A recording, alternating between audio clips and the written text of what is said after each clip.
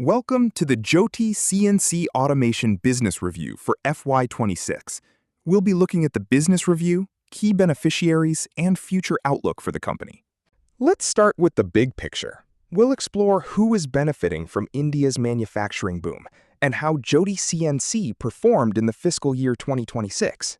Jyoti CNC is a primary beneficiary, supplying high-end manufacturing technology.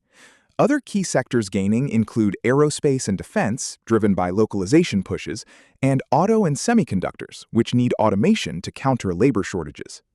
The company has a massive order book of 4,732 crore rupees.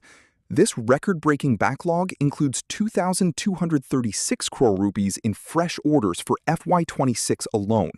This secures confirmed work for the next 18 to 20 months. Standalone financial highlights for FY26 show strong growth. Revenue reached 1,949 crore rupees, marking a 20% growth with a healthy EBITDA margin of 28.9%. Net profit stood at 391 crore rupees. Capacity expansion is the real game changer. The current capacity is 6,000 machines per year.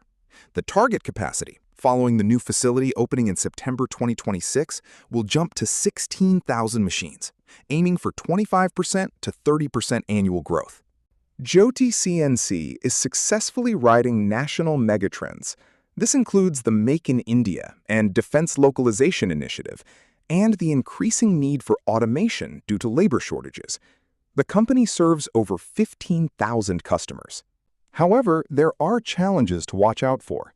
The ongoing Huron investigation could take years to clear up, and rising debt levels from the capacity expansion need careful monitoring. The bottom line is that FY26 growth was limited by manufacturing capacity, not demand. If the new facility ramps up smoothly, Jyoti CNC is poised for a massive growth phase. Thank you for watching this video on Jyoti CNC Automation.